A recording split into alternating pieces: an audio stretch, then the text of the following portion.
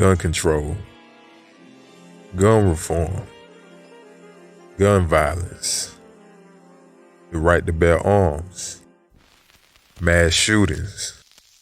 The gun debate is back on the floor of the political arena, and this time it appears to be raging hotter than ever. But only time will tell how real this thing is and how real it's gonna get. Code to the culture. Decode the culture. Let's do it.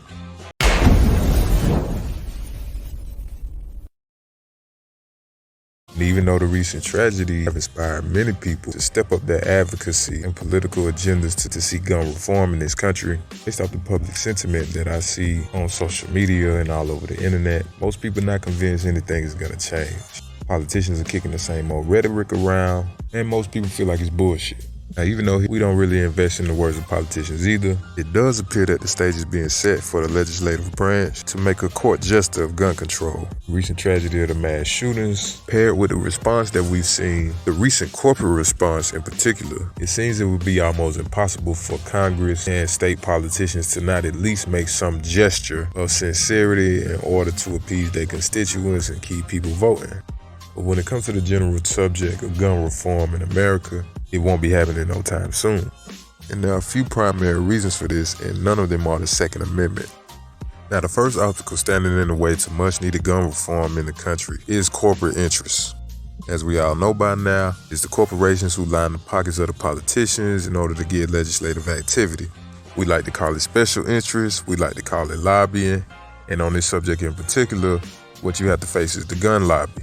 Even the so-called president himself pretty much got on stage and begged Congress to stand up to the gun lobby. For God's sake, we have to have the courage to stand up to the industry.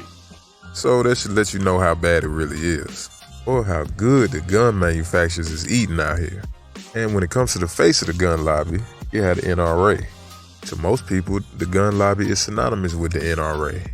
But what I think is important to understand is that the NRA is just the face of a much larger corporate beast, a much larger corporate consortium, gun manufacturers who have financial interests to incentivize and even impose their will on the political landscape.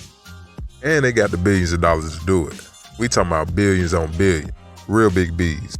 So even though the NRA is staged as the supervillain when it comes to the gun debate, the NRA is really just nothing but like a public ambassador.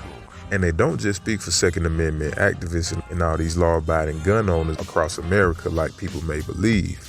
Who the NRA really speaks for is corporate interests, gun manufacturers, Smith & Wesson, Beretta, FN, so on and so forth. These are the guys that the NRA is really running point for. This ain't about gun rights, this is about money.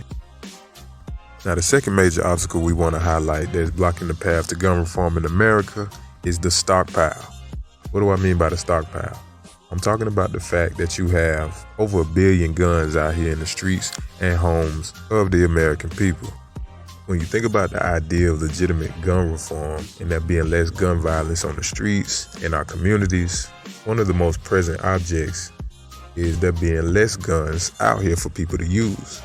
But it's just too many guns out here. Too many guns that's already been sold by the gun manufacturers, and they're still being sold even as I make this video. Some people want guns banned. Some people talk about federal and state law enforcement taking guns. I mean, that's the argument that the Second Amendment psychos like to make, that there's a possibility that the government might try to take their guns, yada yada, we all heard the score. But realistically, when you think about that, you have to ask, how do you even take all the guns? How do you retrieve all of these tens of millions of weapons from Americans? As we stand now, there really is no method to get guns off the streets other than by force. But even with the object of force, it would be almost impossible, fully impossible to find all the guns. People just gonna hide their straps. So that's a non-starter. The only real incentive you might have is cash. A lot of people will have no problem giving up their guns if you pay them a nice ticket. But before you even try to retrieve guns, you have to stop the flow of gun production and gun sales, which would take legislative action. And so now we find ourselves back to politics. New laws enforced by law enforcement. Now, the final object we gotta code, obviously, is gun culture. Gun culture in America is massive. It's like a 10-headed dragon breathing fire all over the place. But not all of that fire is destructive. A lot of that fire saves lives, and a lot of that fire keeps people in their place. But regardless of whether you pro guns or you're against guns, what's undeniable is that the gun culture is almost like it can't be fucked with at this point. It's like untouchable. The gun culture is spread across all walks of life in America. And like all things, it's been heavily influenced in recent years by social media. We're seeing more and more people become actively involved in the many different facets of gun culture. You have precision sports. You got the self-defense industry. You got gun clubs and militias. You got military and law enforcement. And of course, you got the culture of gangs and drill music, where young people have their own unique way of expressing their love for guns.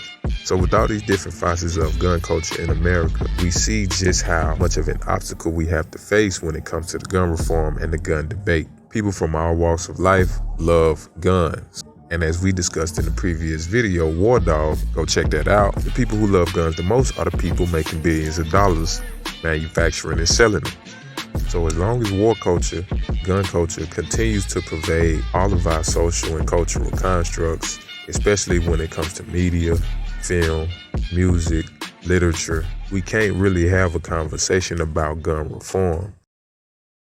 Now, as far as this news that seems to imply that there's about to be some serious corporate action and support for gun reform, here at The Code, we predict that just based off of the list of businesses that are named in this report alone, the corporate interest is not great enough in order to seriously have an impact on limiting the manufacture and sale and purchase of guns. I mean, first of all, you would have to see actual gun manufacturers being involved on the side of gun reform. We're not seeing that at this point. But because of the social interest, there's going to have to be a gesture made by Congress. Congress cannot walk away from this and not do anything.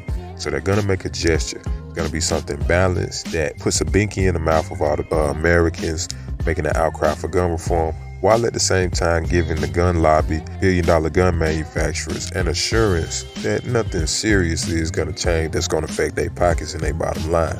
So we should all look for that.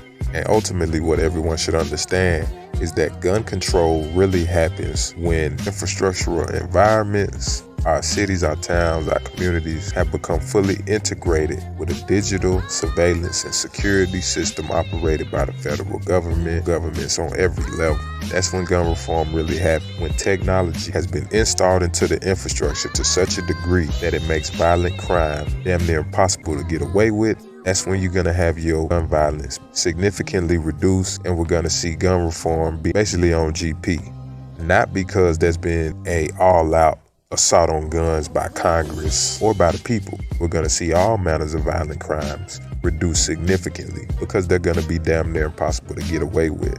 So for everybody who want gun reform, that's how gun reform happens. That's how gun violence is reduced. Other than that, your politicians going to keep getting that money. Gun manufacturers gonna keep getting that money. NRA cool with being the big villain, and these mass shootings gonna keep going down. So you gotta do what's best for you and yours. I'm your host, Rashid Game. Hit that like button, leave a comment, subscribe, and always stick to the code.